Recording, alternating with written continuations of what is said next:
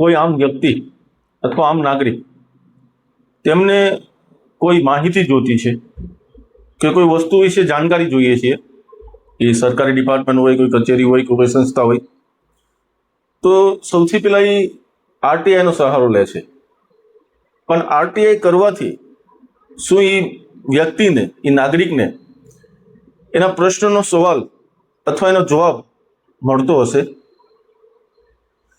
જો એક મીડિયા તરીકે અમે આરટીઆઈ કરીએ છીએ અને એનો જવાબ અમને પૂરો નથી મળતો, તો એક આમ નાગરિક, એક આમ માણસને અધિકારી હોય, સત્તાધીશ હોય, જવાબ આપતા હશે? આ વાત આજે હું એટલા માટે કહી રહ્યો છું કે થોડા સમય પહેલા અમે એક આરટીઆઈ કરેલી હતી કેશોદ નગરપાલિકામાં. એ આરટીઆઈ હતી ડોર ટુ ડોર કચરા કલેક્શન ટેન્ડરની. જો કે સમય મર્યાદાના એક દિવસ પહેલા મહાનુભાવોએ અમને આરટીઆઈનો જવાબ તો આપ્યો છે, પણ એ આરટીઆઈનો જવાબ કેવી રીતના આપ્યો છે, ક્યાં ક્યાં મુદ્દાનો આપ્યો છે, ક્યાં મુદ્દાનો નથી આપ્યો અથવા આપ્યો જ નથી, અને આગળની પ્રોસેસ શું છે, એ આગળની સ્ટોરીમાં હું તમને સંપૂર્ણ માહિતી હું તમને બતાવીશ. પણ આજે આને લગતી જ એક વાત એ કરવી છે કે મારી પાસે તે ટેન્ડરને લગતા અલગ અલગ તાલુકાઓની સેમ કોપીઓ મારી પાસે છે. એમાં સેમ ટેન્ડર માંગરોળ નગરપાલિકાનું છે, ડોર ટુ ડોર કચરા કલેક્શનનું. કેશોદ નગરપાલિકાનું આ ટેન્ડર છે, ડોર ટુ ડોર કચરા કલેક્શનનું. અને માણાવદર એમનું પણ ટેન્ડર છે મારી પાસે. આ બધા ટેન્ડરોનું જ્યારે એનાલિસિસ કર્યું, એના ટોટલી નિયમો જાણ્યા બધા, ત્યાર પછી એવું લાગ્યું કે આ ટેન્ડર ઉપર જે શરતો છે, જે નિયમો છે, એ હકીકતમાં છે કે નહીં.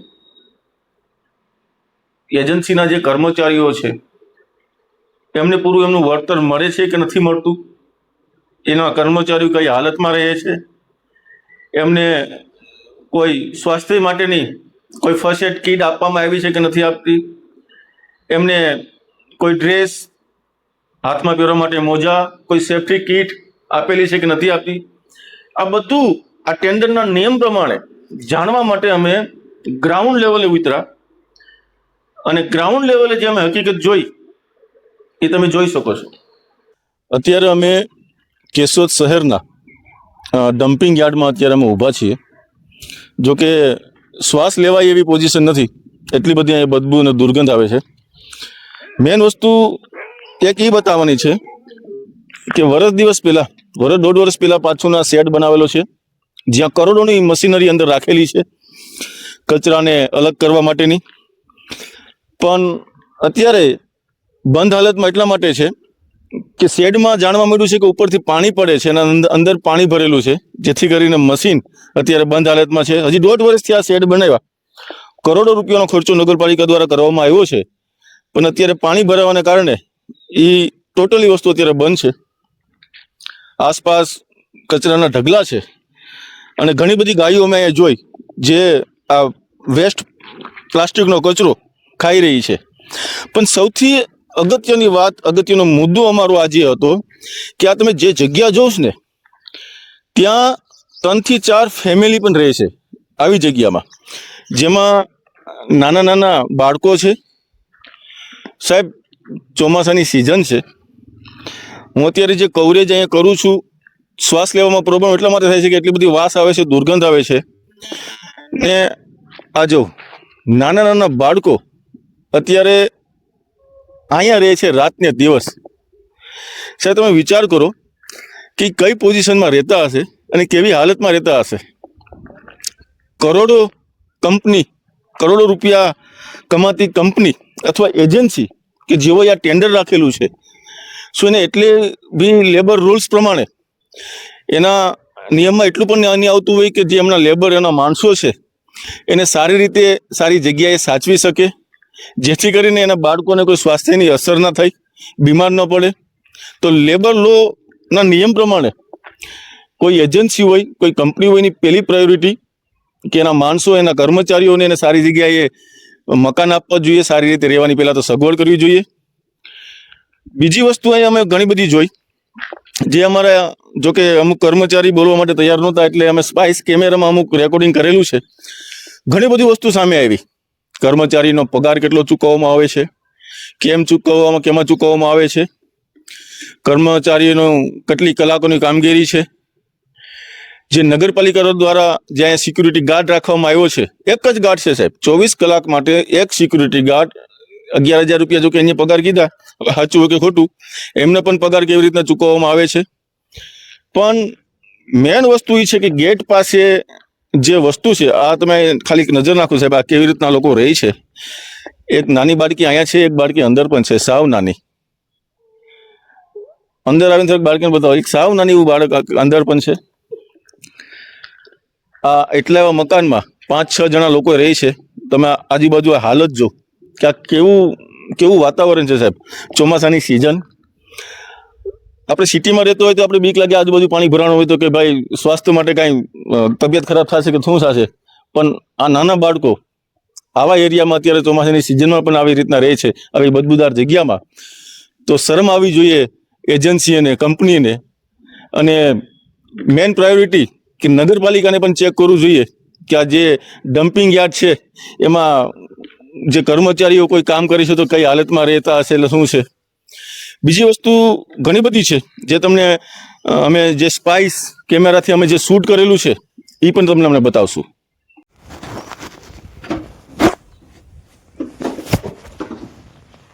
તારે કેટલા મહિના છે? મારે તો આ સેટ જોડે તો મારે 2 વર્ષ થઈ ગયા. ઓહો, આજ કંપની તો ક્યાં સેટ સાથે લઈ રહી છે. એટલે ને આ તો બોટાદ વાળું છે ને એજન્સી. હા, એજન્સી. શું નામ છે? એ આપણે શ્રીનાથજી. શું નામ? શ્રીનાથ, બરાબર ને? 2 વર્ષ છે. હા, તો 2 વર્ષ છે તો યાર તમારું પીએફ નથી તો આપતા એજન્સી?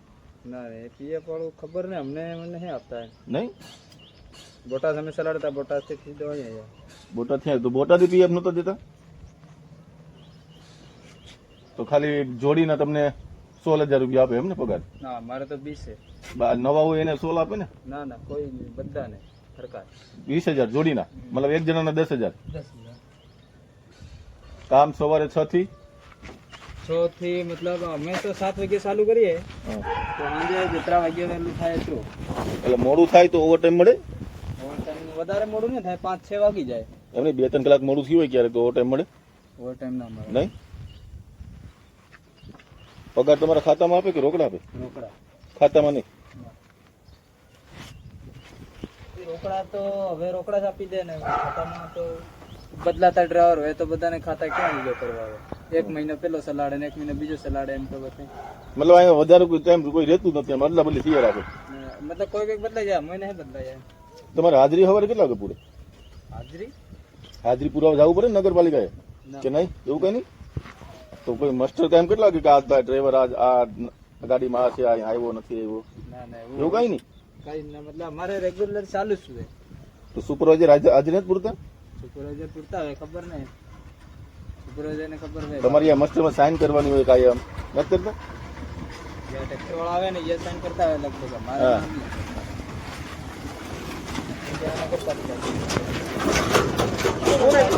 ના, ખોટું ના બોલી. હા, મતલબ અગાડી થાય કમ હતી પણ હવે બઢાઈ દીધી. પેલા કેટલા હતા? શરૂમાં અમે 1 મહિનો ભર્યો ને 16,000 હતી. આયા એટલે 8-8 હજાર રૂપિયા થયો ને. પછી તો રીતના રહ્યો છો, કોઈ છોકરો બીમાર પડે આ તો કોઈ સુપરવાઇઝર આવે જોવા તમને? પૂછે પૂછે જ ને, એના ઉપર બધી રીત છે ને. સુપરવાઇઝર અહીં કાયમ હોય હારે? ના, કાયમ તો ના આવે, ફોન કરે તો આવે. બાકી ક્યાં રહી? જ્યાં આપણે ગામમાં. અહીંના જ છે કે બહારના બોટાદના? અહીંયા જ છે, અહીંયા જ છે. એટલે હાજરી તમારી બધા એની રીતે પૂરી દે એમ ને? કેમ અમારે તો મહિના ઉપર જ મહિનો ભરાઈ જ દેવો. હવે ઉત્તરાધન અમે આ મારા ડ્રાઈવર હોય આ કેટલા દિવસ ભરાય તો મને જ ખબર હોય. એની રીતે મારા પગાર પાછી આવી હોય. આમાં વચમાં વાળા નાની ઉંમરના હોતી હતા છોકરા કામ કરવા વાળા, એ બધા ગયા. હાલો હું જાઉં સંજયભાઈ. પેલા કે આધાર કાર્ડમાં ગાડી ચેક બી કરી લઈએ. આધાર કાર્ડ તો બધું ડુપ્લિકેટ બની તમારા લાયસન્સ નથી, બધા ઘણા ડુપ્લિકેટ છે. ના ના મારો ઓરિજિનલ છે. એવું હા original. બધા એમપી માંથી કંઈક લાયસન્સ બનાવીને આવ્યા. ના ના બતાડો. કહો એક બીજા જોયા હતા એમપી ના હતા લાયસન્સ હા હતા ને. તારું ક્યાંનું ના છે? મારને એ ખબર નહીં પણ બાકી હું સલાડ રહ્યો ને ત્યારના મતલબ ભાઈ એવા તેવા નાના મોટા નહીં. હા.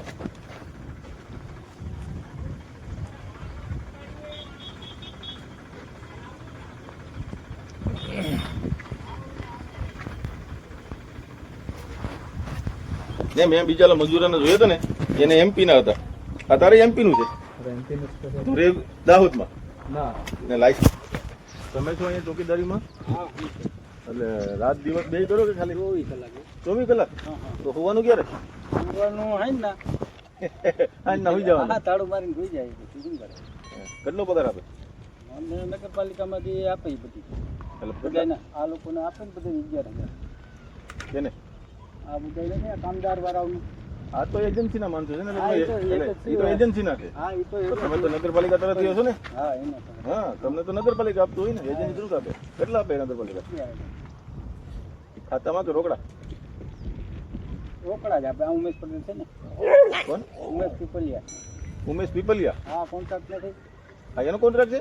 તો આ બધું એનું છે ને, આ બધું બનાવ્યું એનું જ બનાવ્યું. હા, એને આ કચરા કલેક્શન કરવાનું તો બીજાનું છે ને? એ તો હા ભાઈ એનું જ છે ઈ. ઉમેશ પીપલિયાનું છે. હા તો અહીંયા હું બધા એમ કહે કે બોટાદ વાળાનું છે. મોટા દ્વારા ને કોન્ટ્રાક્ટ આપી દીધો. અચ્છા, પેટામાં દઈ દીધું હા બેટામાં થઈ ગયું. ઉમેશ પીપલિયાને? હા પીપલિયા ને એ ઉમેશભાઈ. અચ્છા, એ ઉમેશભાઈ જ છે ને? ઉમેશ હા ઉમેશભાઈ છે ને એને દઈ દીધો ઓલા લોકોને. પેટામાં? હા બરાબર. એ તો બહુ તો મેં નથી જાણ્યું પણ આમ એ બધું હતું અત્યારે જે આ મશીનમાં હતું ને તો એ લોકો જ હતું એને. એના માણસો રાખે? હા એ પોતા જ પોતાનું.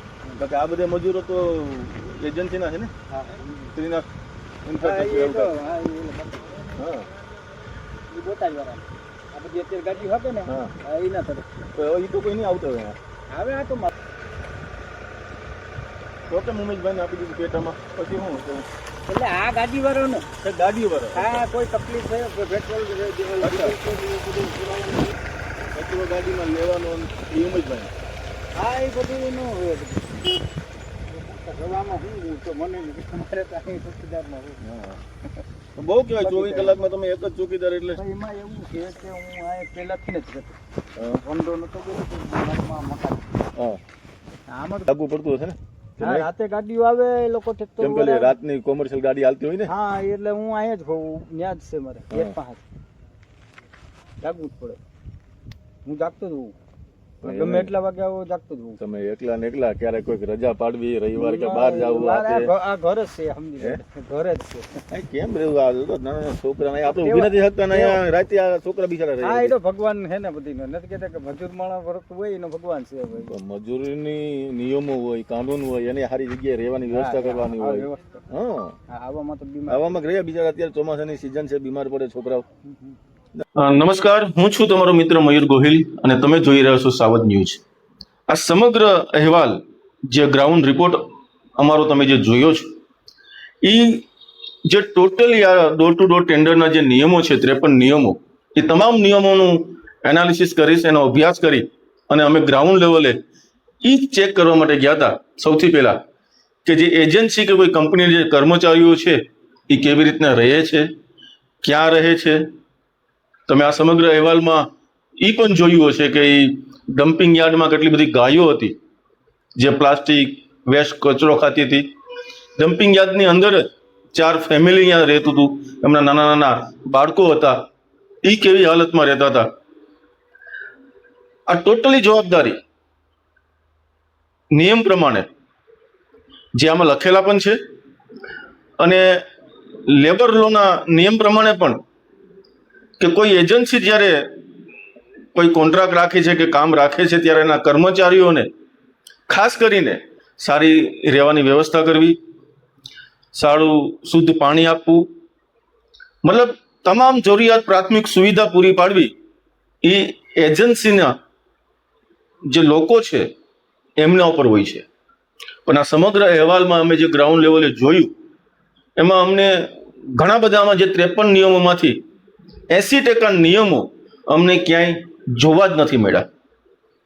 નગરપાલિકાના આ ટેન્ડરમાં જે એજન્સી દ્વારા 2 થી 3 ગાડીઓ મૂકેલી છે, એ ગાડીમાં અમને નંબર પ્લેટ પણ જોવા નથી મળી.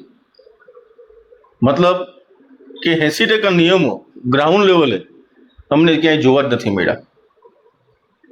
જે આ લોકો કર્મચારીઓ રહેતા હતા એમાં લેબર લો શું કહે છે, inter state migrate workmen act 1979, જો મજૂરો અન્ય રાજ્યોમાંથી લાવવામાં આવતા હોય તો કોન્ટ્રાક્ટરે તેમના માટે કામના સ્થળની નજીક યોગ્ય અને રહેવા લાયક આવાસની મફત વ્યવસ્થા કરવાની હોય છે.